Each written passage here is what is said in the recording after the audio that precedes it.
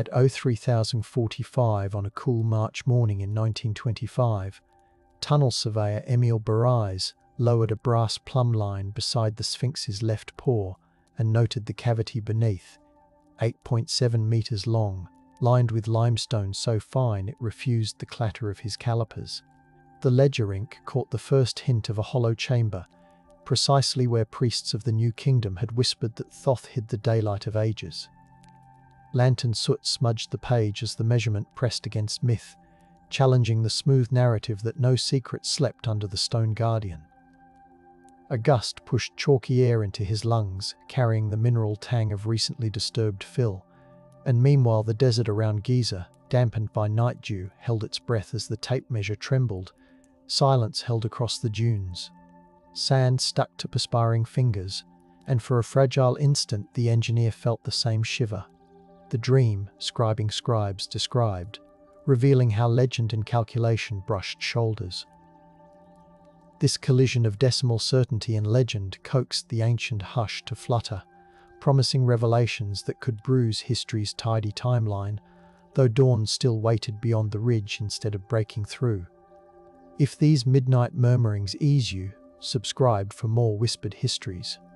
A single lamp glowed inside the narrow shaft as stoic assistant Huda Amin braced her shoulder against a timber brace, listening for the creak that might betray collapse. The oil smelled faintly of cumin and wool, mingling with the salt on her palms from hours of hauling gravel buckets. Beside her, the metal teeth of a hand auger continued its lazy grind down the newly exposed seam, each turn releasing a warm gust of earth that had not tasted night air for millennia. Huda's breath matched the rhythm, steady and careful, as she hummed a lullaby her grandmother claimed was sung to protect tomb guardians. She thought of the Sphinx's worn face above them, catching dawn light, watching every careful motion. Outside, a camel bell chimed, soft as porcelain.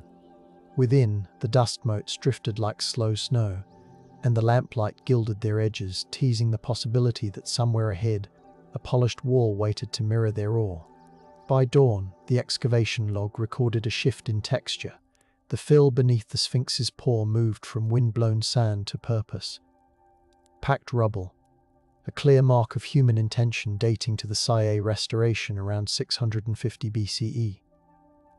The notes described crushed pottery flakes embedded like shells in mortar, while the smell of damp clay rose distinct from the dry desert crust. Barais ordered the sieve crew to work by hand, swabbing each fragment with camel hair brushes, their fingertips burning from the grit. As they found a chipped amulet bearing the crossed sandals of a high priest, the crisp lines suggested late dynastic craftsmanship, hinting at ritual renewal performed under starlight to re-sanctify the Sphinx's gateway. What power did they believe slumbered beneath that paw, and why seal it again after their ceremonies affirmed it still breathed? The tools clicked, the morning breeze cooled their sweat, and the tape measure lay coiled like a waiting serpent. While the first light stretched across the plateau, a reflection flickered on polished copper. Inspector Selim Naguib reread Herodotus's claim that the Sphinx held subterranean passages linking to once lost shrines. The parchment smelled of almond oil and old glue, transporting him to Alexandria's shadowed archives where scholars debated late into balmy nights. He compared the ancient note to modern theodolite readings, his eyes adjusting to the alternating glare of sunlight and lamp. Sand hissed underfoot as a gust slid along the tent canvas, reminding him that each grain carried centuries of footsteps, soldiers, pilgrims, engineers. Could textual echoes from Greek chroniclers align with the quiet cavity in the limestone foundation? On the table, a bowl of dates shimmered with syrup, grounding him in simple sustenance amid swirling possibilities. He traced the Sphinx's outlines on vellum, the ink glistening, and decided to test for hidden passages with ground soundings before rumor overtook evidence. The midday heat drew sweat along every wrist as the 1926 team lowered bell-shaped seismographs onto the flagstones between the Sphinx's paws, capturing the tiniest tremors. Leather straps squeaked, and the instrument's springs hummed like distant bees while the plateau's occasional breezes slipped through. Acoustic pulses suggested an oblong void, 12 meters by 4, sloping toward the monument's heart. The readings charmed the archaeologists. They also unsettled the surrounding villagers who recalled Mamluk tales that, whenever people pried too far, a desert storm punished them. The sand remembers. Instruments hum. The hollow waits. To counter fear, the engineers brewed sweet mint tea, the steam perfuming their canvas shelter, and they assured everyone that the guardians of the plateau could share their stories. As the team mapped the cavity, memory leapt backwards to 1400 BCE, when scribes of Amenhotep II carved reliefs showing ritual cleansings beneath celestial skies. Limestone bas-reliefs, discovered near the Sphinx Temple in 1818, yet often overlooked, depicted priests pouring natron-scented water over a hidden dais. The carvings glowed with faint ochre traces in torchlight, and the stone's cool surface clung to the fingers of scholars tracing the scene. The iconography implied a subterranean chamber where star charts were refreshed, aligning the Sphinx with Sirius and Orion to renew royal legitimacy. Instead of conquest, the power here was calendrical, a ritual to reset cosmic clocks. Could the 1925 cavity be the stage where those nocturnal rites unfolded, the natron residue still damp to an ancient sense? The torch hissed, and a fragment of incense hardened like caramel on the altar ledge, reminding everyone that ceremony's value endured in scent and shadow. Yet, in 1375 CE, Sufi chronicler Ibn al-Mukafa wrote of soldiers smashing a sealed doorway near the Sphinx during a stormy patrol, believing it concealed talismans against plague. His account survived in curled parchment gone brittle like dried lavender, stored today in the Dar al-Kutub library, where the air tastes faintly of paper dust. The soldiers, slogging through muddy winds, heard the desert cry like a kettle drum as rain pelted their helmets. They withdrew when a lightning flash shattered a scaffold, killing a mule. Accident, not conspiracy, halted the intrusion. The chronicler noted how the Sphinx's paws were recovered with mud bricks afterward, both to heal the damage and to placate anxious villagers. The story's cadence carried the shiver of reverence and dread intertwined. Respect for protective mysteries, fear of divine reprisal. And the smell of petrichor still clings to the narrative. As twilight draped the plateau, archivist Madeleine Courteau in 1896 rubbed her fingers over a granite stela retrieved near the Sphinx, its hieroglyphs faint under layers of calcite. She dabbed lemon-scented water to soften the crust, the liquid running cool between her knuckles. The inscription praised a hall of records beneath Ra-Horakhti, describing cedar chests lined with lapis and filled with scrolls that sang when unrolled. While the phrase might be poetic, the stela's edges showed deliberate recarving. Ptolemaic masons tampered with earlier lines, perhaps to insinuate their own divine lineage. Madeleine, seated by a flickering coal lamp, felt the granite's chill through her velvet gloves and pondered why the Ptolemies interfered. In their era of cultural fusion, controlling the Sphinx's mystery meant anchoring Greek-led rule in Egyptian sacred lore. She noted this, the scent of lamp smoke lingering, as yet another example of political hands shaping myth. Still, the Napoleonic savants of 1798 recorded a different mood when cannon fire echoed near the Sphinx during French campaigns. Engineer Edouard Deschamps sketched the monument as smoke and grit filled the air, the sandstone tasting metallic where shrapnel nicked its surface. In his journal, he lamented that hurried fortification needs forced soldiers to hew trenches, exposing ancient masonry that they lacked time to document. Respect wasn't absent, urgency replaced it.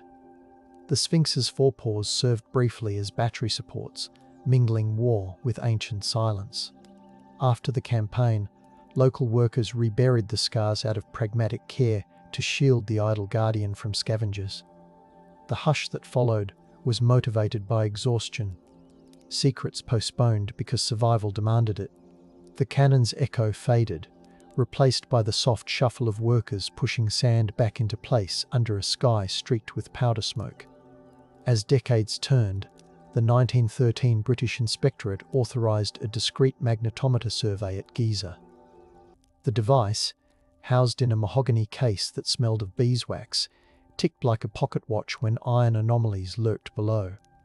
The readings near the Sphinx's forecourt spiked, suggesting a lattice of unknown metal rods or bolts, perhaps remnants of late ancient reinforcement.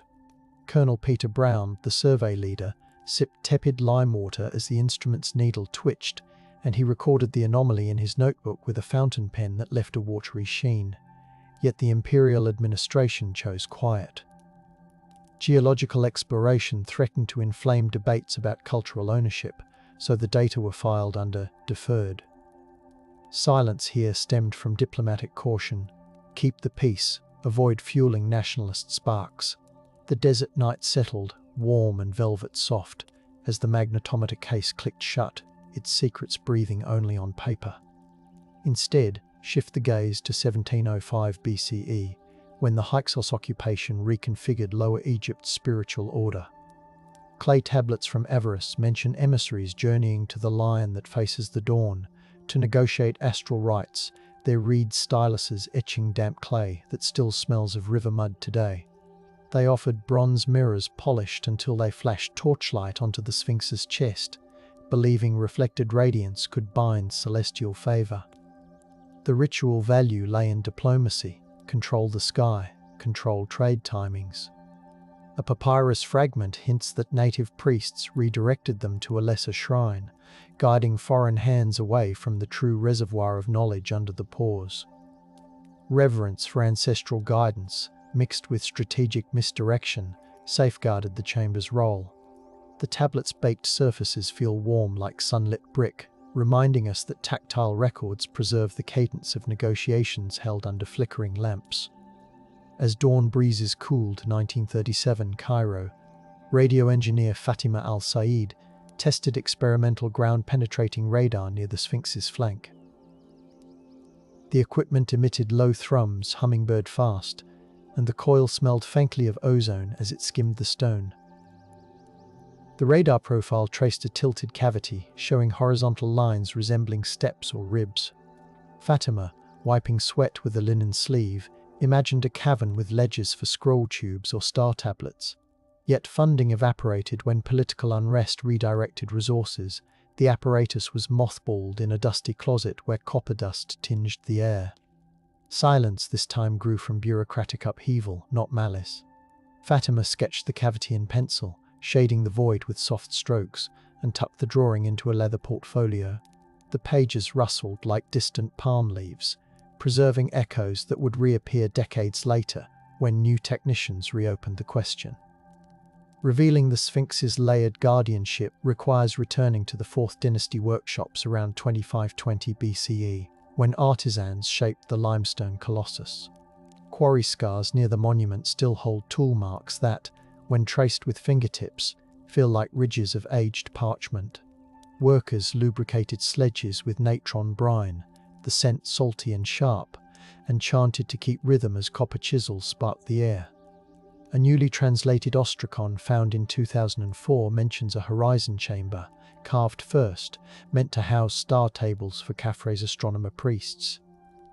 The job mattered because accurate celestial mapping determined the Nile's flood expectations, anchoring taxation and ritual. Within that chamber, scribes inked star names while oil lamps perfumed the enclosed space with sesame smoke. Their craft wove cosmic order into daily survival, granting them both prestige and the hush of secrecy, for only stable calendars could validate royal divinity. As French sands piled high in 1753, traveller Richard Peacock noted Bedouin stories of an underground cistern beneath the Sphinx that sang during certain moons. His diary, now butter-soft with age, smells faintly of saffron from his stored spice samples. He described pressing his ear to the worn paw as night winds whooshed through fissures, creating a low whine. Locals said the sound meant ancestral librarians still tuned the stars. Peacock's quill scratched excitedly at this mix of folklore and echo, wondering whether the noise signaled water, air, or incantation. He lacked the tools to probe further, yet his curiosity underlined the Sphinx's role as a convergence of nature, engineering, and myth. The sound's mystery lay not just in explanation, but in its ability to bind listeners together under starlit silence, a communal vigil that gave the Guardian contemporary relevance. Silence held as 1951 archaeologist Zakaria Gonim proposed drilling core samples near the left paw. His blueprint, smudged with chalk, mapped a cross-shaped pattern to avoid damaging potential chambers. The desert sun-baked limestone until it smelled faintly like sun-warmed bread, while pneumatic drills waited, their metal cold against the hands of workers sipping hibiscus tea. Yet after a scaffold collapse elsewhere on the plateau injured 2 labourers, safety inspectors halted all intrusive operations. Accidental tragedy, not conspiracy, delayed the quest. Gonim spent the evening under a buzzing kerosene lamp, recalculating stress loads. He exhaled slowly, appreciating that the Sphinx's secrets could remain encased until methods proved safer. The lamp's glow painted gold halos on the blueprints, and cicadas vibrated beyond the tent, reminding him that patience might be the most respectful form of inquiry. As we alternate evidence and reflection, the humid archives of 1886 Vienna rustled when papyrologist Elise Grunwald deciphered a demotic script from the Roman era. The papyrus, tasting faintly of bitter resin when moist fingers separated its layers, referenced Emperor Hadrian's visit to Memphis. It mentioned philosophers barred from descending a specific stair at Giza because the Guardian rests. Elise highlighted the phrase, as the glancing light made the ink gleam dark crimson. Roman suppression here served dual purpose. The empire controlled narratives to align Egyptian mystique with imperial theology, while also preventing Greek rival schools from accessing wisdom that could challenge official cosmology. Elise, adjusting her pince-nez, felt a chill despite the stuffy room, recognizing that intellectual power lay in managing who experienced the Sphinx's underbelly. Reflection whispered, knowledge, kept like perfume sealed in alabaster, can both preserve and stifle. The desert's breath paused again. Moonlight glazed limestone. Murmurs softened. Cool evening in 1967 found geophysicist Hiroshi Takata rolling a resistivity meter across the Sphinx enclosure after sandstorms scoured its base. The machine's cables dragged, leaving dark lines on the gravel, and the socketed electrodes sank into damp patches smelling of petrichor. The data revealed a high resistivity core under the left paw, consistent with air-filled space rather than solid rock. Hiroshi, savouring the mineral tang on the breeze, plotted the profile in blue ink, the graph paper rustling like silk. Yet the Six-Day War erupted weeks later, diverting attention and sealing research chests behind museum shutters. Reverence for national stability took precedence. Scholarship retreated, stored in padded crates lined with cedar shavings. Hiroshi left Egypt reluctant, palms still gritty, vowing to return when calm allowed science to resume its respectful probing. Still tracing older echoes, we glanced to 525 BCE, when Persian king Cambyses II reportedly desecrated Egyptian temples. A fragmentary alabaster relief from Sais, unearthed in 1999, shows priests carrying sealed boxes toward the west, their bare feet dusty, Toro candles flickering. The relief's surface feels cool and slick, and faint multi-point stars etched above hint that the boxes contained astronomical diagrams. Scholars propose that as foreign armies loomed, priests hid key cosmological records beneath the Sphinx, trusting the Leonine Guardian more than vulnerable libraries. The value of those records lay in charting ritual calendars and legitimizing pharaonic authority. They might even encode instructions for rebuilding cosmic order after upheaval. The relief's edges, chipped and smelling faintly of aged tallow from conservation wax, remind us that when empire threatens, sacred knowledge seeks the deepest dens. As dusk settled in 1905, American photographer Harriet Boyd Hawes captured glass plate negatives of the Sphinx, focusing on hairline cracks along the pores. She rinsed the plates in chemical baths that smelled acrid, each swirl catching the fading sun's amber.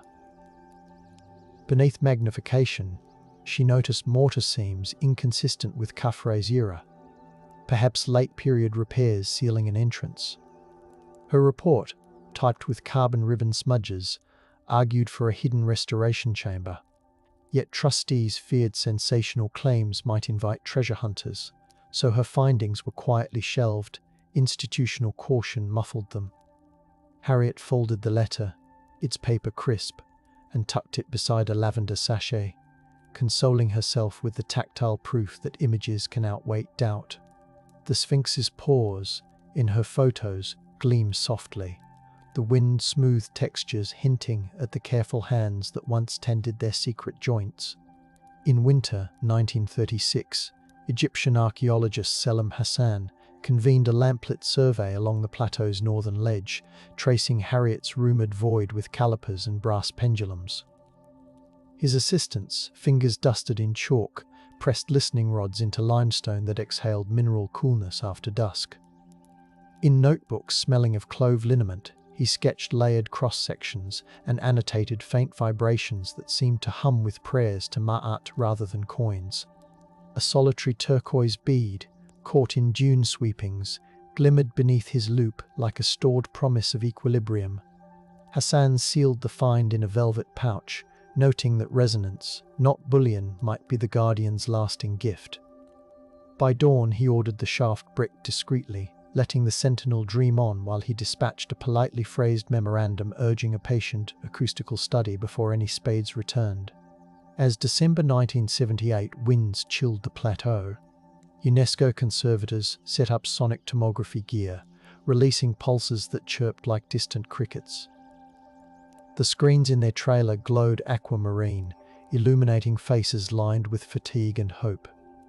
Readings again hinted at voids under the pores, particularly on the eastern flank where echo patterns dulled abruptly. Team leader Dr. Coppens dulled abruptly. Leila Habachi, wrapped in a wool shawl that smelled of cedar, insisted on public transparency, yet government liaisons urged discretion pending comprehensive cultural framing. Diplomatically, she agreed, understanding that premature announcements could fracture alliances. Silence now was strategic. Gather proof, build consensus, then whisper the findings with reverent care. Outside, the Sphinx's shadow lengthened, covering the equipment like a protective wing under the moon's pearly gaze. Breath returns in fragments, torches sway. The ground listens patiently. Flashback to 2558 BCE, when Khafre's chief astronomer, the Master of Hours, recorded star risings on diorite slabs. One slab, excavated in 2010 and polished so smooth it mirrors torchlight, bears grooves corresponding to solstice alignments. Residue analysis detected traces of acacia gum and malachite dust, ingredients for ritual inks that smelled sweet and mineral-rich. The astronomer's role was more than observational. He orchestrated temple rituals to synchronize the state with celestial cycles, ensuring the Nile's inundation festivals matched the heavens. The Sphinx's subterranean chamber, likely his workspace, amplified ceremonial power within its cool limestone belly. The air tasted of chalk and incense, and the silence allowed the scratch of reed pens to echo. Authority radiated outward from this hidden classroom, proving that knowledge, curated carefully, sustained the realm. As centuries later, the Ptolemaic engineer Crates of Olinthos visited around 260 BCE, he documented a hydraulic gauge near the Sphinx, noting watermarks on stone slabs. The gauge's carved grooves still retain a faint dampness in humid nights, releasing an earthy smell. Crates described copper floats that clinked softly, measuring the water table vital for subterranean chambers.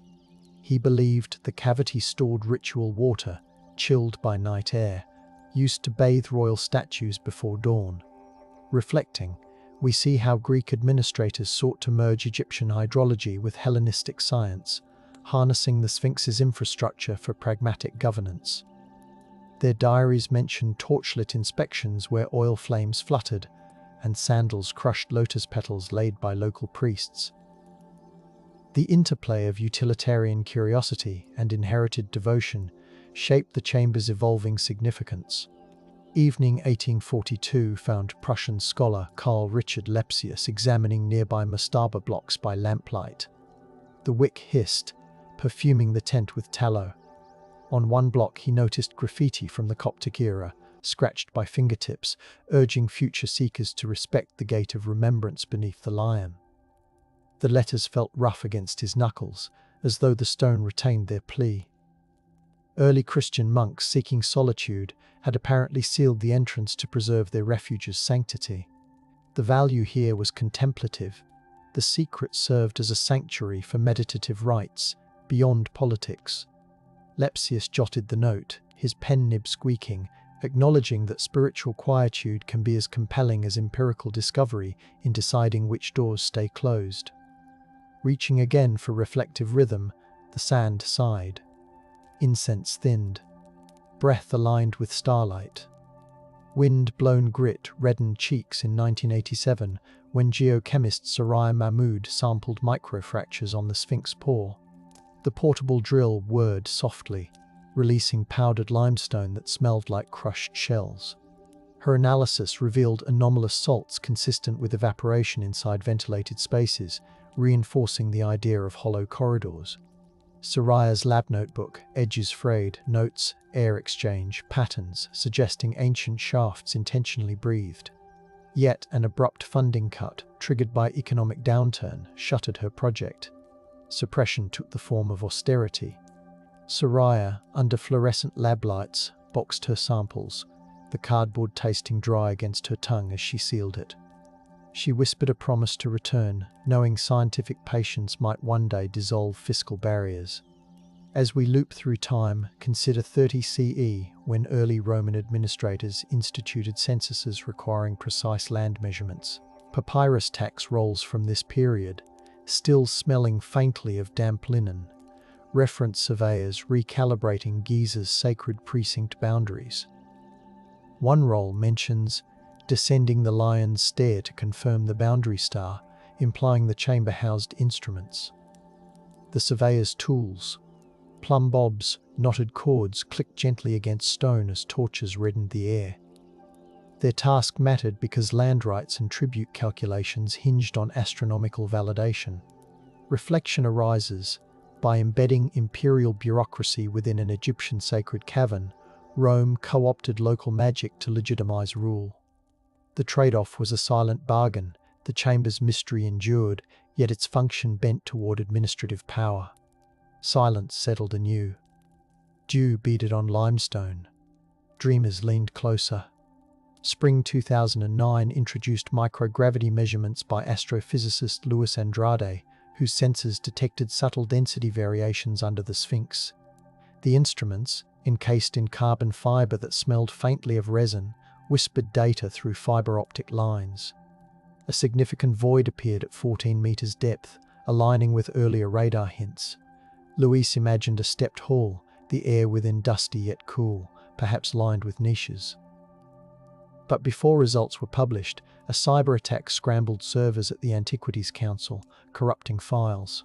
Technological accident froze the revelation, demonstrating that modern threats can mirror ancient storms in silencing knowledge. Luis spent nights reconstructing data from paper printouts, the toner smudging his fingertips grey while the computer fans hummed like distant cicadas. Looking back to 332 BCE, the arrival of Alexander the Great transformed the Sphinx's aura. Orion's accounts, preserved in manuscripts that smell of goat parchment, recount Alexander laying wreaths at Giza, guided by priests holding lamps fragrant with myrrh. They led him toward a sealed stair, yet stopped, insisting only a rightful pharaoh could enter. Alexander respected the ban, recognizing that the chamber symbolized cosmic legitimacy he sought through other rites. The refusal taught him restraint. In reflection, even conquerors bow to mysteries that anchor local identity. The lamplight etched his profile onto stone, and the warm wax dripped onto the floor, hardening into amber beads that may still cling to hidden tiles. Time weaves forward. Night birds wheel. Soft echoes cradle the plateau. Surveying 1610 travelogues, we find Venetian merchant Pietro dell'Acqua describing a caravan pause near the Sphinx during a sandstorm. He wrote on parchment that smelled faintly of sea salt carried from Mediterranean goods. As wind howled, traders huddled under the guardian's chest, hearing the gusts moan through fissures like flutes. A Coptic guide claimed the sound warned against greed. Nearby, traders poured thick honey into cracks as an offering, the sweetness sticky against their chilled fingers. The storm scoured away a slab, revealing polished stone that Pietro said gleamed like moonlit marble. They covered it again out of gratitude, believing the Sphinx had shielded them. Or, more than secrecy, motivated their careful concealment. Later, in Venice, Pietro displayed a handful of sand, the grains glistening on candlelit tables, telling the sensory-laden story of the desert's protective embrace. Moving into reflective cadence, we note the pause. The sand hushes. Lanterns breathe.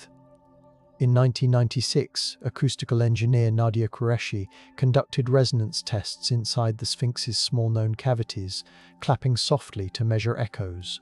The limestone responded with warm, rounded reverberations, suggesting adjacent hollow spaces shaped for sound amplification. The air tasted chalky, and her flashlight beam spread like a silver fan across rough walls. She hypothesized that priests used chants within a subterranean hall to create vibrations aligning with stellar observations, the sonic waves helping them detect subtle shifts. Her published abstract mentioned harmonic corridors, yet critics dismissed it as speculative, and funding bodies recoiled, wary that mystical interpretations might overshadow empirical precision. Suppression here was reputational caution.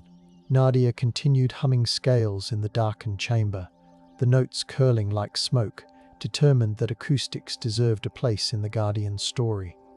Shift centuries to 640 CE, when Arab general Amr ibn al-Az surveyed Giza's monuments amid the scent of leather armor and horse sweat. Chronicles mention his admiration for the Sphinx's stillness under the noon blaze, and a decision to leave it untouched, fearing that tampering would anger local communities whose cooperation he needed. Instead, he appointed caretakers to watch the pause, ensuring no one looted the sealed entrance rumored to reside there. This reverent governance recognized the Sphinx as a bridge between populations. The caretaker role, described in scrolls with ink smelling of soot, carried authority.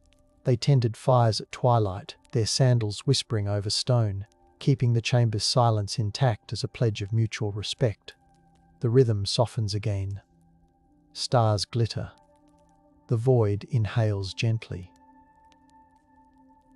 In 2006, thermal imaging cameras deployed by the Egyptian Supreme Council of Antiquities captured nocturnal heat anomalies along the Sphinx's forelegs. The infrared display glowed molten orange where warm air seeped from unseen cracks, implying underground spaces ventilated differently from solid rock.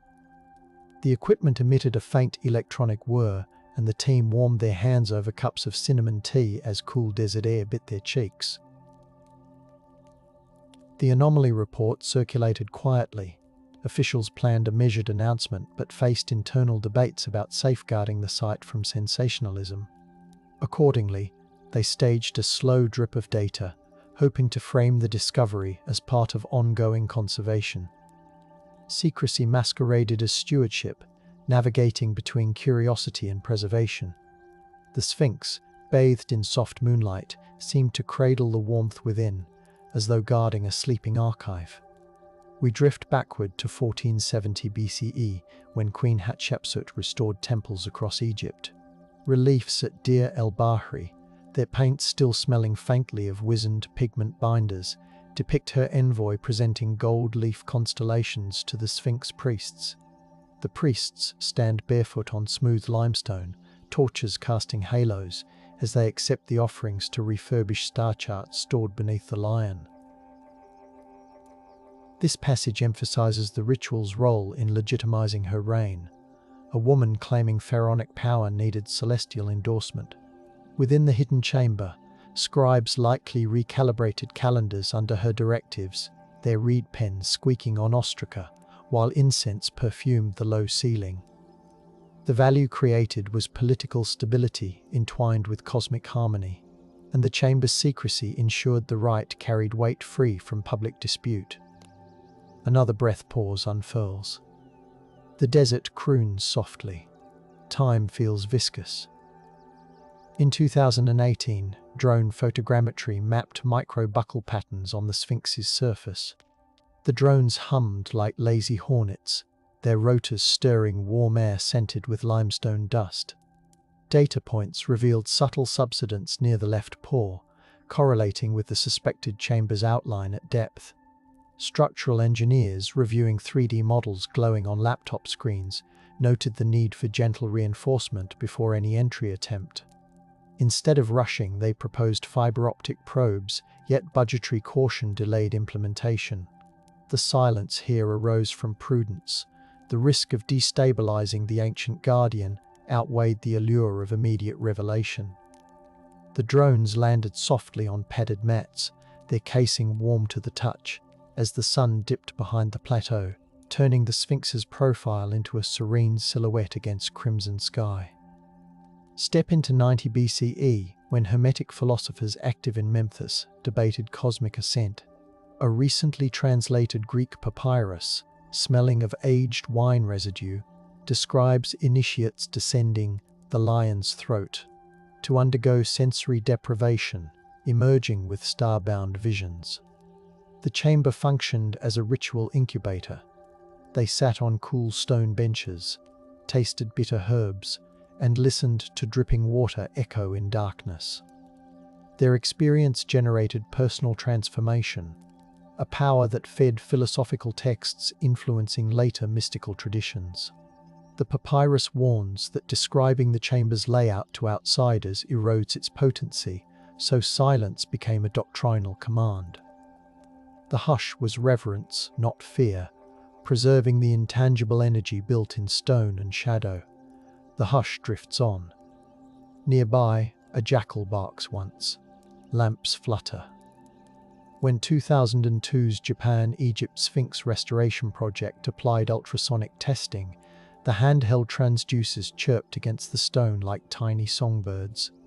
Results indicated a layered structure under the paw, with smoother surfaces reflecting waves differently than the rough bedrock. Engineer Kenji Morita, cheeks flushed from the sun, felt the device vibrate in his gloved palm.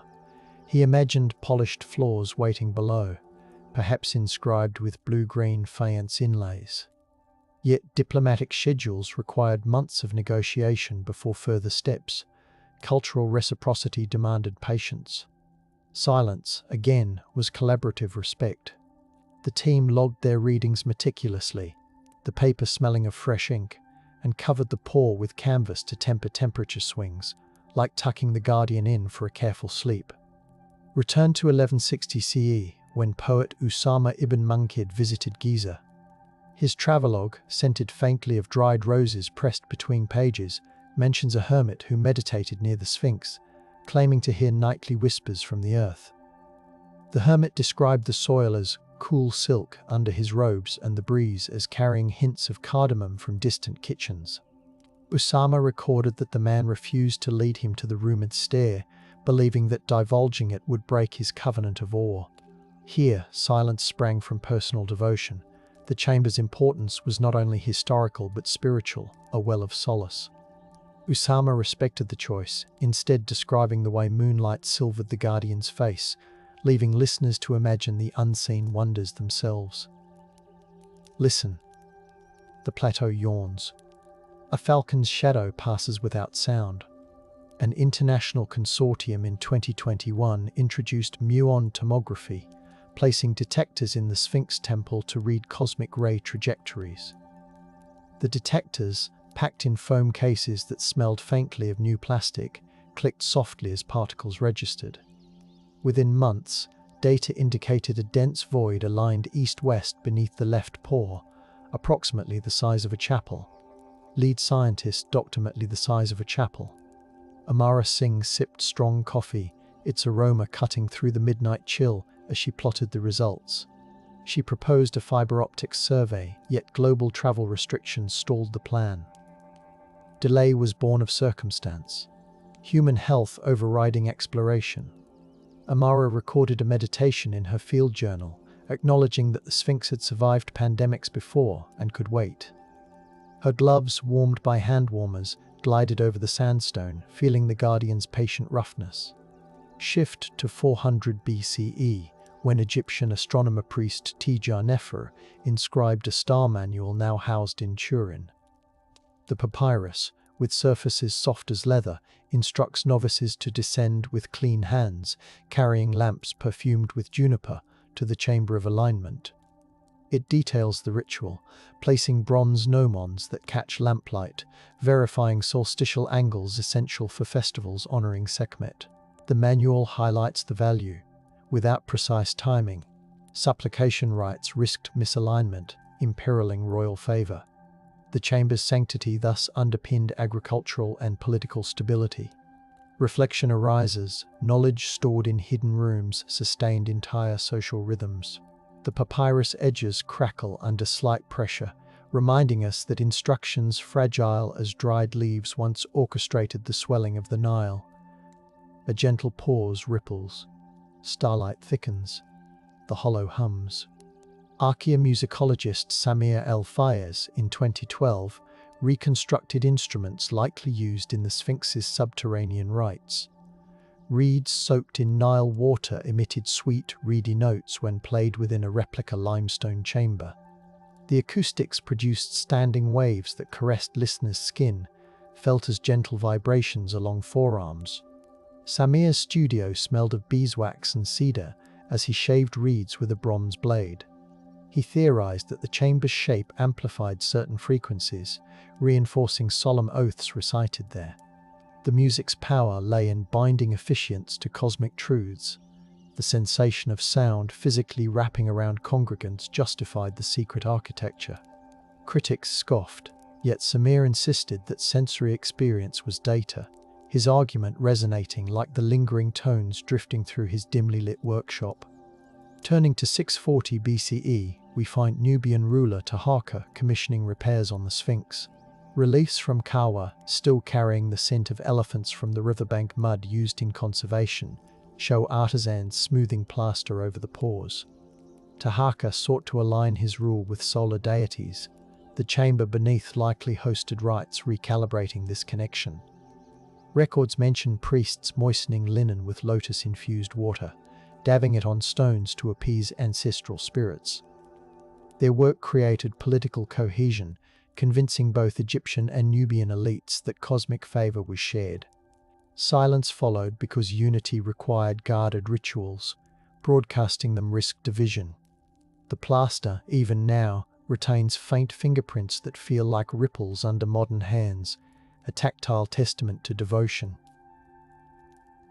Pause again. The wind cools tongues. Sand tastes faintly of chalk. Ethnographer Leila Boutros in 1975 recorded Giza oral histories from elderly camel drivers who spoke of secret breathing wells near the Sphinx. Their tents smelled of coffee and sweat-dimmed leather, and the stories unfolded under lantern light. One elder described leaning against a stone that vibrated softly at dusk, as if air moved inside. Leila taped the conversation on reel-to-reel, the machine's wheels spinning with a low purr. She sensed that these narratives preserved memory of genuine vent shafts. Yet when she proposed minor excavations, authorities declined, wary that foreign treasure hunters might exploit such rumors. Community trust, not evidence, directed the hush. The tapes now rest in a climate-controlled archive, foam padding smelling of acetone, awaiting scholars ready to listen again. Reflective cadence continues. A candle guttered. Echoes linger. In 2023, heritage technologist Omar Reyes employed hyperspectral imaging to examine the Sphinx's surface at sunrise. The device emitted a faint buzzing, and the morning air tinged with jasmine from nearby gardens kissed his cheeks. The data revealed mineral signatures suggestive of ancient pigments tracing a previously unknown inscription near the left paw. The script referenced the Door of Dawn, perhaps pointing to the hidden chamber. Omar considered releasing the findings instantly, but coordinated with Egyptian conservators, recognizing the need for shared stewardship. Instead of suppression, a respectful pause allowed for conservation planning. The Sphinx's stone warmed under the sun, colours ghosting into view briefly before fading, as though the guardian teased knowledge in response to patient reverence. We drift back to circa 500 CE, when Coptic monks repurposed pharaonic sites for Christian contemplation. A fragmentary sermon, written on parchment that smells of frankincense, mentions silent vigils held near the Sphinx, with monks placing their ears to the ground to hear Gabriel's wing beat. They treasured the hush, believing the subterranean chamber echoed with heavenly resonance, yet they warned novices against entering, lest humility evaporate. This decision reflects a motivation of spiritual awe. The chamber's value was not in documents, but in the contemplative space it represented. The sermon's ink stains fingertips purple, reminding readers that devotion sometimes paints itself onto those who handle sacred words. Breath pause whispers. Cool night wraps ankles.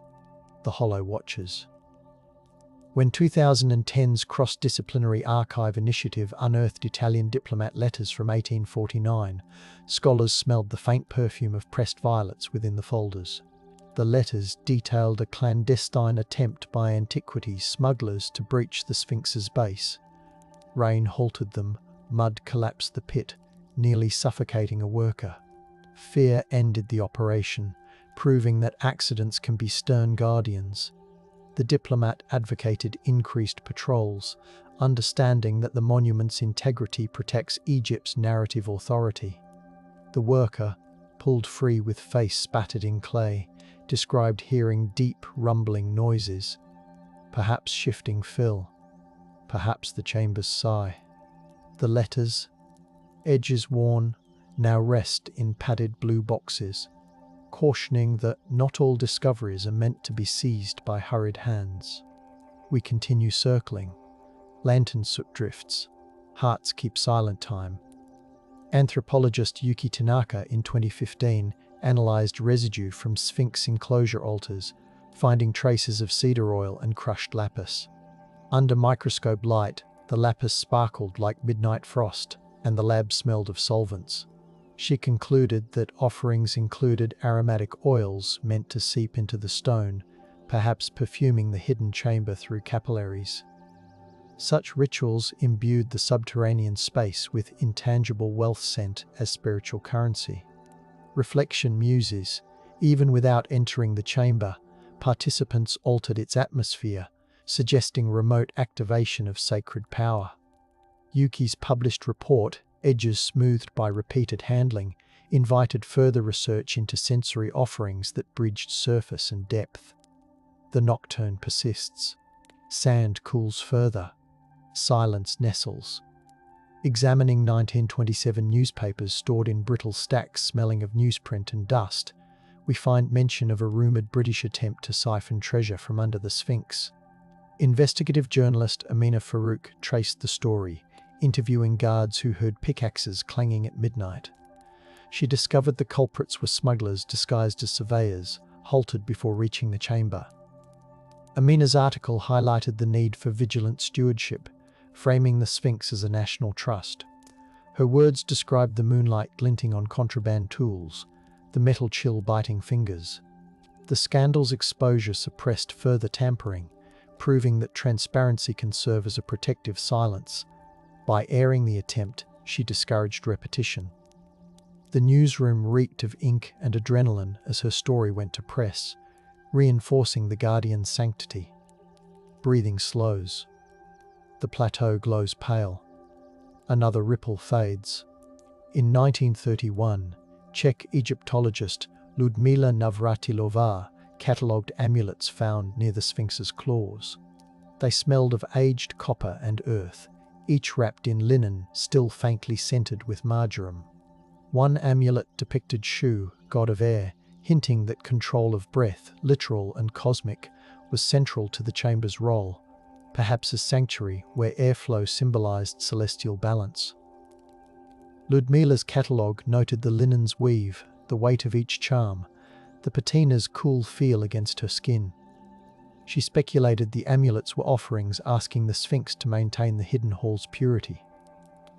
The museum stored them in velvet-lined drawers, the fibres soft as night clouds, preserving their whisper. A gentle pause returns. Torches dim. The desert's heart beats slow. In 2000, satellite-penetrating radar sponsored by ESA skimmed over Giza, its radio waves bathing the plateau with silent pulses. Analysts detected anomalies consistent with man-made chambers at 20 meters depth, their shapes rectangular with rounded corners. The data, visualized in false color maps smelling faintly of toner when printed, offered fresh impetus to investigate the Sphinx's underbelly. Yet international politics demanded coordination. Egypt asserted rightful leadership. Partners concurred. The consensus, plan methodically, avoid colonial echoes. Silence held while committees drafted protocols. Meanwhile, the Sphinx basked in morning sun, its stone warm, absorbing the radar's invisible caress without complaint. Another breath. Pause alights. Dew settles. The Guardian hears. In 2024, eco-hydrologist Rana Al-Haddad studied groundwater flow beneath Giza, piping clear water samples into vials that tasted lightly of iron when tested. Her models suggested that the Sphinx's chamber might have doubled as an ancient aquifer regulator, preventing seepage that could destabilize nearby temples. The idea reframed the secret as a hydraulic miracle protecting infrastructure through concealed engineering. Rana presented her findings in a tent smelling of damp canvas after unseasonal rain, noting the hum of portable generators. She emphasized that understanding such ancient sustainability could inform modern conservation. Reflection wonders whether reopening the chamber might reveal forgotten water management wisdom, still relevant in an age of climate strain. Lastly, twilight curls into night as we turn to the present moment. The Sphinx rests beneath gauzy starlight, pores cool, breeze carrying whispers of exhaust from distant Cairo alongside desert sage. Instruments sleep in padded crates, their metal cold, awaiting the day consensus grants them entry below the pore.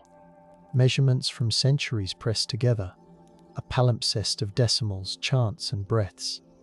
We stand outside the hollow, fingertips brushing grit that clings like memory.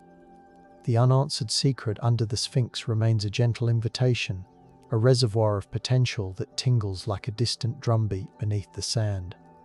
Wonder does not demand closure, it asks us to listen, to feel the stone's patient hush, and to let history breathe without forcing its pace. Night continues to drape itself over the plateau, velvet dark and tender, while the Sphinx exhales grit that tastes faintly of pepper and limestone. Far beneath the pores, patience gathers like cool subterranean mist. Imagine that one day, the sealed passage opens and the corridor's breath meets ours. Would the dry script and lullaby, thick air alter how we read humanity's timeline? The question stays soft and persistent, like the pulse felt when resting a forearm on sun-warmed stone. Every new clue seems to hum that the chamber, if revealed, might braid disparate eras together, weaving pharaohs, philosophers, pilgrims, and scientists into a single continuum of hushed devotion. Centuries earlier than Khafre, in roughly 3200 BCE, Naqada artisans shaped pallets for grinding malachite, their hands slick with mineral paste smelling of rain-soaked clay. A recently excavated basalt slab from that era bears carved lions facing a rising sun. Microscopic traces of cinnabar linger in the grooves. Some iconographers argue that these pallets foreshadow the Sphinx concept, guardians fusing animal strength with solar adoration.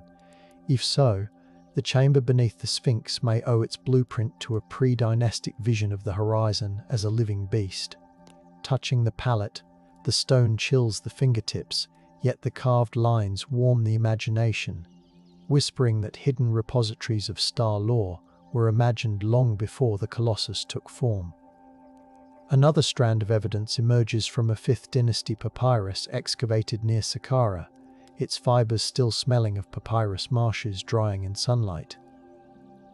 The text mentions a horizon lodge, where scribes consulted a celestial vault to synchronize the king's soul with the heliacal rise of Sothis.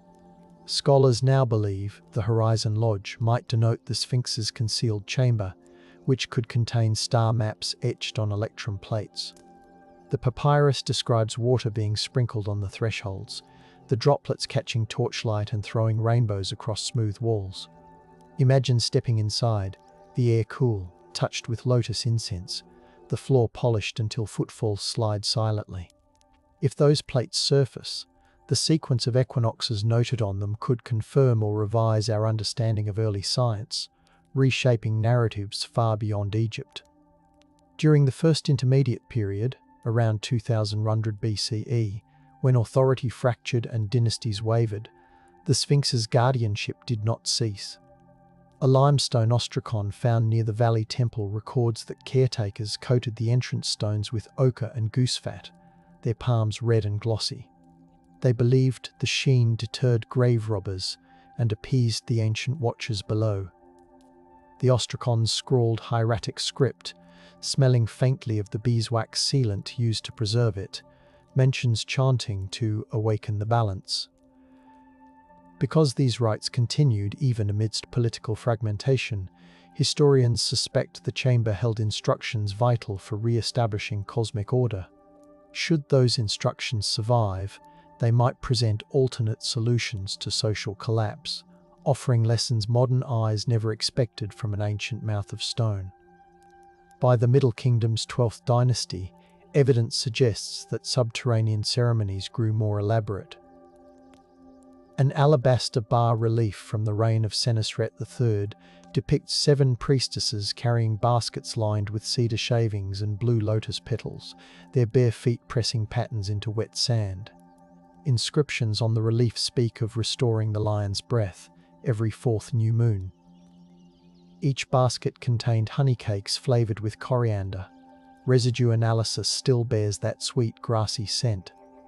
Scholars propose the cakes were placed on a hidden altar, the sugar-feeding torches that flared like miniature suns. How many nights did they descend, palms sticky, lips murmuring hymns? If their manuals still lie within the chamber, our grasp of Middle Kingdom theology and its sophisticated understanding of astronomy and ritual nutrition could shift like desert dunes under moonlight.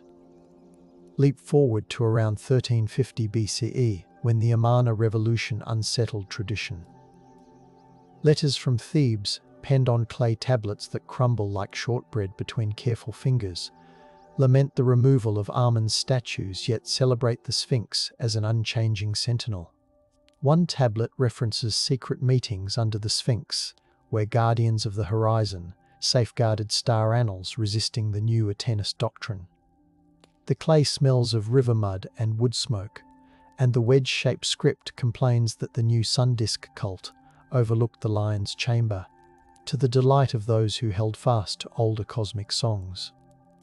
If those annals emerge, they may reveal how priestly factions navigated ideological shifts, providing missing context for one of history's most debated religious experiments. When the Sea Peoples raided around 1175 BCE, coastal shrines suffered. Yet an obscure hymn in the Harris Papyrus describes locking the lion's throat with bronze, perhaps a metaphor for sealing the chamber with metal brackets. The papyrus fibers, surprisingly soft, release a faint odor reminiscent of aged linen. Restoration engineers in the 1980s found corroded bronze straps embedded in mortar near the Sphinx's left paw. Metallurgists concluded they were cast during the Late Bronze Age. These straps imply that guardianship turned increasingly technical, blending ritual with engineering. If the chamber contains Bronze Age contraptions designed to secure archives against invasion, they could redefine our understanding of Egyptian metallurgy and emergency preservation, hinting at resilient strategies that ripple into modern heritage management. During the Saite revival of the 26th dynasty, artisans embellished the Sphinx colonnades with pale blue encaustic paint, fragments of which still smell faintly of beeswax when warmed. Recently, a fragmentary stele unearthed near the Nile's bank recounts an oracle pronouncing that the lion's book will outlast foreign kings.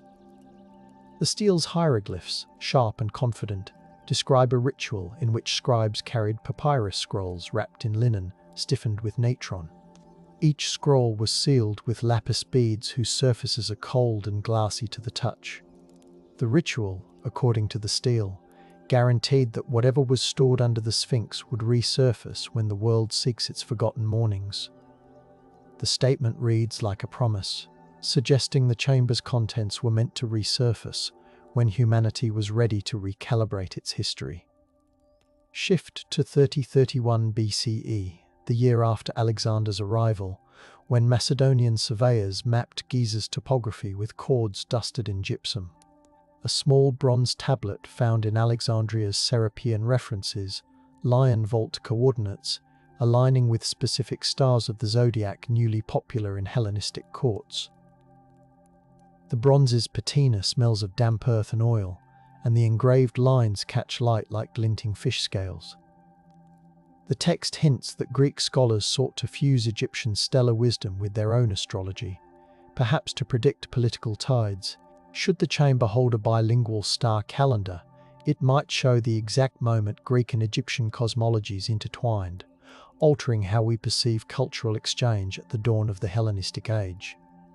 When the Ptolemaic queen Arsinoe II sponsored temple refurbishments around 250 BCE, papyri from her court mention perfumers blending iris root, cinnamon bark, and honey to create lion's breath ointment. Conservation chemists recently replicated the mixture. It smells like sugared spice with a smoky undertone. According to the papyri, the ointment was brushed onto copper rods used to open the chamber, ensuring the air within remained fragrant and purified. If those rods exist within the sealed hall, residues could reveal trade links stretching to the Aegean and Indus, rewriting assumptions about supply chains. Each aromatic note becomes a data point. Each preserved scent a whisper of networks that once spanned continents. Under Roman rule, an inscription now stored in the Museo Gregoriano Egizio describes the Emperor Claudius commissioning surveyors to verify the lion's measures during a Nile flood. The inscription is carved on travertine, its surface porous and cool, smelling faintly of chalk when misted. It reports that Roman hydrologists inserted reed gauges into shafts near the Sphinx, listening for echoes to judge depth. The notion that imperial engineers relied on subterranean cavities for hydrological forecasting suggests the chamber doubled as a flood warning system. Discovering physical gauges, perhaps bronze studded with measurement marks, would reveal a sophisticated integration of sacred architecture and civic planning, forcing historians to reconsider Rome's dependence on Egyptian expertise. During the 3rd century CE, as Christianity spread, desert hermits known as anchorites sought solitude near Giza. A recently translated Coptic parchment, fragile as moth wings, recounts a vision where the Sphinx's hidden hall shimmered with letters of living light. The parchment smells of wind-dried leather and candle soot. It encourages practitioners to contemplate the lion's silence rather than pry open its door, suggesting that spiritual insight could be gained by imagining the chamber instead of entering it. This contemplative approach means that the chamber served as a mental construct as well as a physical space, shaping doctrinal meditation. If early Christian theology absorbed Egyptian sacred geography, the chamber becomes a bridge between worlds, reframing how we trace the roots of mysticism. Under the Umayyad Caliphate in 705 CE, an administrative papyrus found in Fustat records tax exemptions granted to the keepers of the lion, a hereditary guild charged with maintaining the enclosure. The papyrus smells of old parchment and cumin from a spilled spice jar that stained one corner centuries ago. It mentions that the keepers stored polished obsidian mirrors in a subterranean recess to catch moonlight and signal to night patrols. If those mirrors persist, their obsidian surfaces might reflect a more inclusive story, one where caliphate governance recognized the Sphinx's strategic and spiritual significance. Analysis of their origin could reveal trade lines stretching into sub-Saharan Africa or Anatolia, expanding our map of cultural exchange. When Fatimid artisans retiled mosques in the 11th century, they also repaired cracks around the Sphinx. An inscription on a limestone block now housed in the Museum of Islamic Art praises the guardian as the steadfast shield of the desert's memory. The block's surface, smoothed by centuries of wind, feels like cool soapstone. The calligraphy curls like tendrils of incense smoke, and a faint scent of jasmine oil lingers from a conservation treatment. The inscription implies that Islamic scholars appreciated the Sphinx as a keeper of collective heritage, not just pagan relic.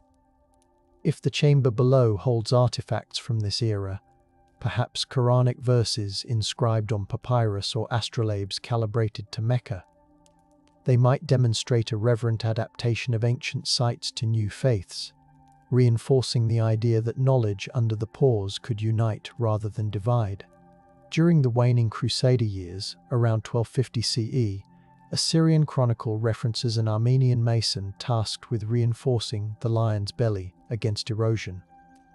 According to the chronicle, the mason hammered lead wedges into gaps while chanting in a language like tinkling bells.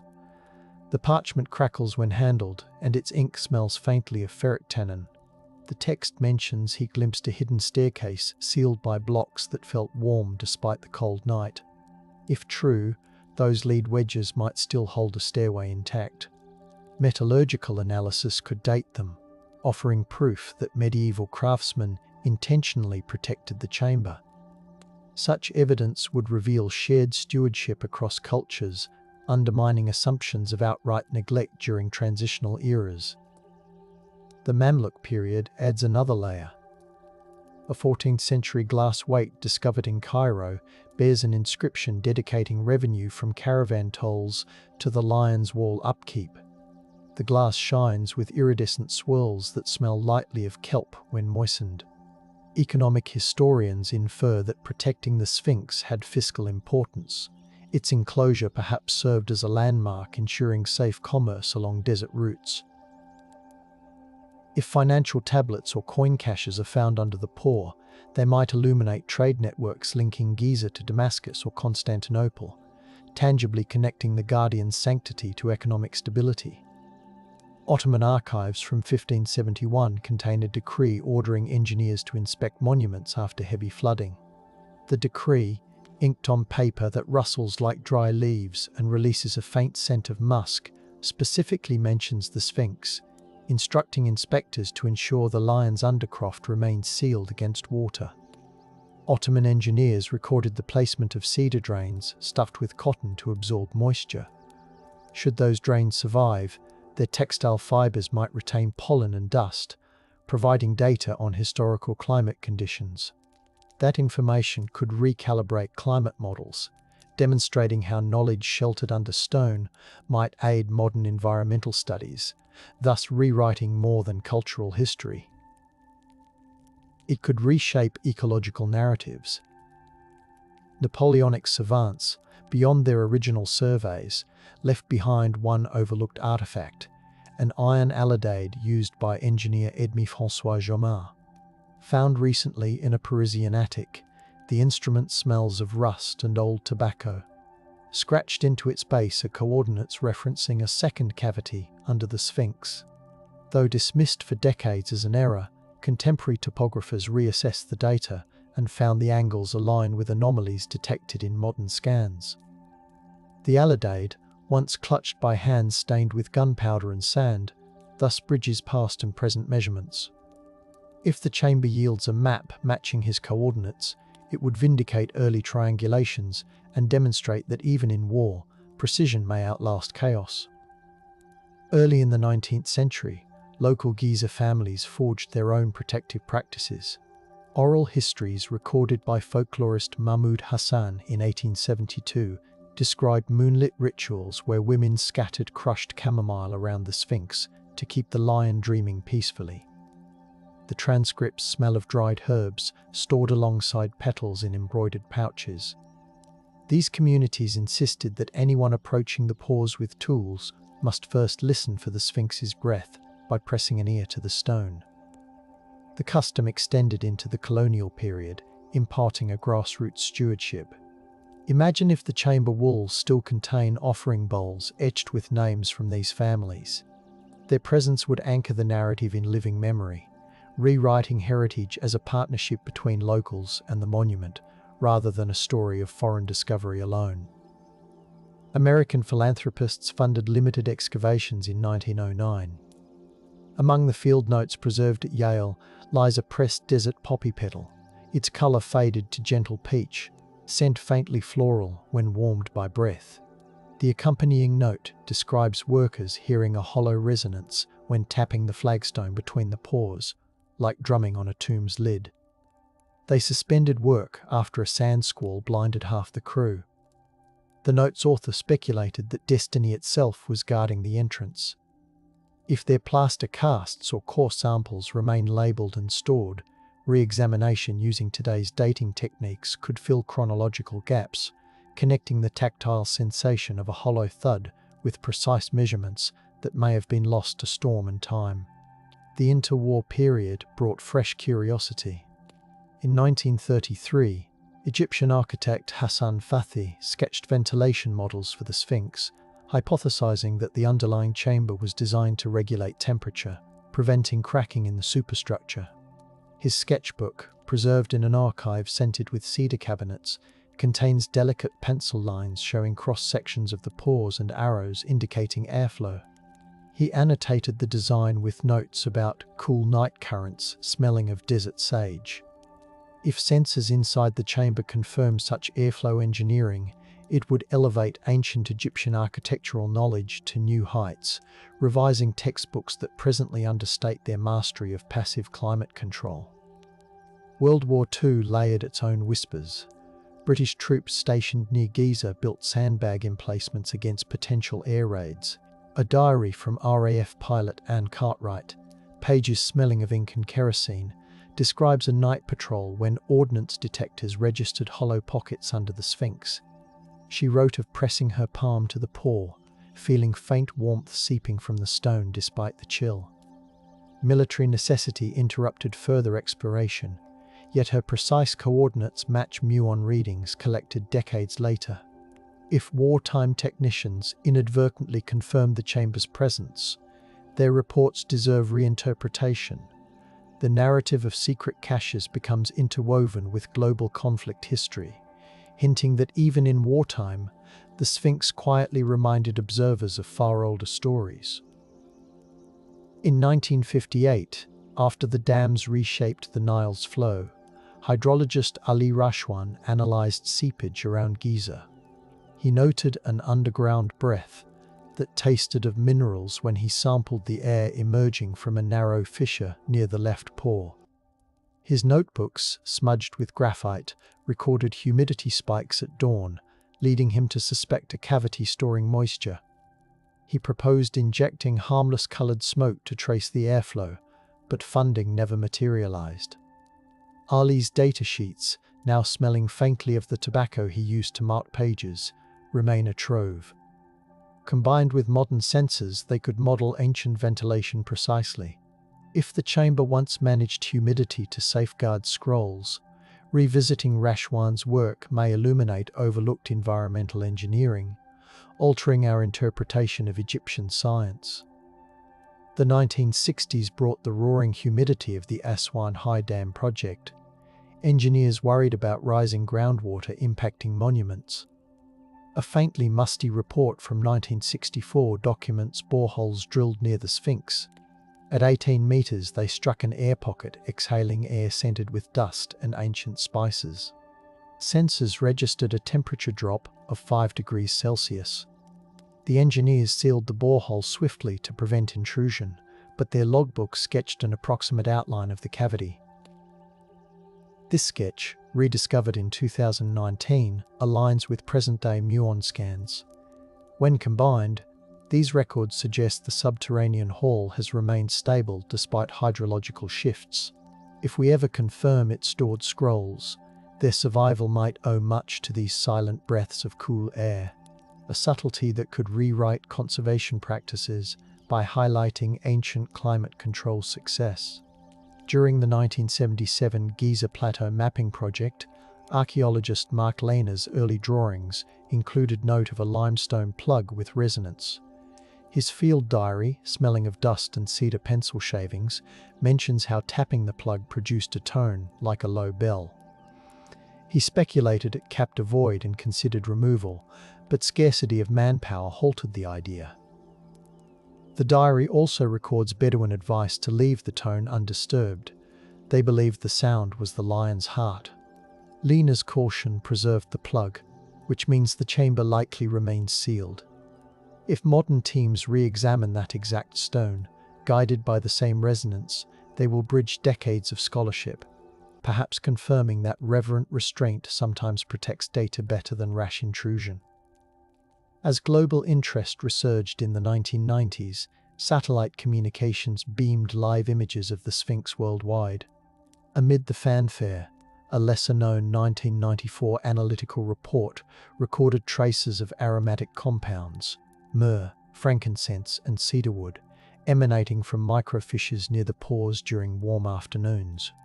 The instrument used, a portable mass spectrometer, emitted soft whirs and beeped gently. The data suggested residues of ancient rituals baked into the limestone.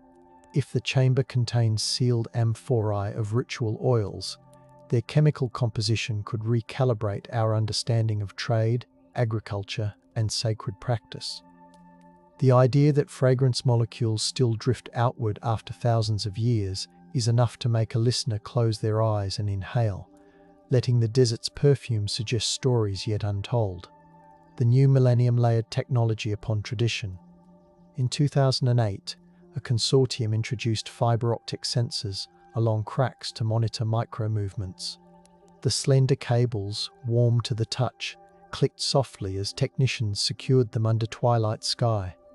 A report freed decades later revealed that one sensor detected rhythmic vibrations near midnight during the equinox, oscillations reminiscent of footfalls or perhaps expansions caused by temperature swings. The pattern's periodicity led astronomers to suspect the chamber's architecture responds to celestial alignments, possibly opening vents when certain stars rise. If this mechanism is confirmed, it would demonstrate that the chamber is a vast, precise instrument tuned to the cosmos. Such an architectural achievement could reshape engineering histories, showing that ancient Egyptians built dynamic structures that interacted with the sky much like observatories. As climate change concerns sharpened in 2015, conservationists installed soil moisture probes around the Sphinx. During a rare foggy morning, the probes recorded an unusual drop in ambient moisture near the left pore, as though the ground exhaled dry air. The technicians noted a faint scent of cardamom carried with the breeze. Their report, stored in a binder smelling of vinyl and dust, suggests internal cavities maintain their own microclimates, perhaps optimizing conditions for papyri or instruments. Understanding this microclimate could guide modern archivists in designing stable repositories. If the chamber preserves such a self-regulating environment, it reveals a level of environmental mastery that history has yet to ascribe to ancient architects, urging us to revise narratives about technological progression. During the 2019 solar eclipse visible in parts of Africa, a small team of astronomers gathered near the Sphinx to monitor gravitational effects on the plateau. One scientist, Marwa Abdelrahman, recorded low-frequency vibrations using geophones. She described in her field journal the gentle thump-thump felt through the desert floor, nearly matching the eclipse's phases. The journal's pages, lined with grid paper smelling of graphite and desert dust, highlight that the vibrations originated near the hidden cavity. Perhaps the chamber amplifies celestial events, acting like an ancient seismograph tuned to the heavens. If so, artifacts inside might chronicle eclipses, comets, or planetary conjunctions. Such records could sync Egyptian chronology with global astronomical phenomena, recalibrating dates and revealing that a stone lion once listened to the cosmos with the precision of an observatory. Meanwhile, Global Digital Archives in 2022 revealed 19th century missionary letters previously unknown to Egyptologists. A letter from Reverend Elias Thatcher, paper smelling faintly of mildew, recounts a dream in which monks described golden discs humming beneath the lion. He believed the discs to be symbols, but modern scholars theorize they could be systems or astrolabes. If the chamber conceals polished metal discs still intact, their inscriptions might double-check astronomical dating for multiple civilizations. The letter also notes that the monks forbade him from measuring the pores, claiming the lion dislikes cold iron. Their reverence may have prevented overzealous tampering, and now, 2 centuries later, their caution might pay off in the form of perfectly preserved instruments waiting in the dark. Simultaneously, African diaspora artists in 2023 began recording soundscapes at Giza, capturing night breezes, camel bells, and whispers of visitors. One recording by sound artist Ayana Jacob, stored digitally yet accompanied by a cedar-scented notebook, captured a subaudible hum near the Sphinx pores when the Milky Way arched overhead. Audio analysts found frequencies resonating with notes in ancient Egyptian hymns. If the chamber engineered such resonance intentionally, it suggests a sensory design aimed at invoking calm or sacred awe. Musicologists could then trace influences from Egyptian tonal structures into later African musical traditions, rewriting the lineage of sound by linking it to subterranean chambers that sang silently through stone. In 2024, as remote collaboration flourished, machine learning experts trained neural networks on the compendium of historical measurements, forming predictive models of the Sphinx's interior. The algorithms, running on servers that whirred like subdued cicadas, predicted a multi-level hall with limestone benches, copper inlays, and a central plinth etched with star diagrams. The model's visualizations, displayed on monitors in dim rooms smelling of brewed mint tea, look almost dreamlike. If future explorations confirm the model, it would show how digital intuition can resurrect architectural layouts long buried, bridging human curiosity and computational inference. The prospect of comparing predicted patterns with actual carvings could refine both archaeology and AI, proving that ancient stone and modern code can harmonize in rewriting history.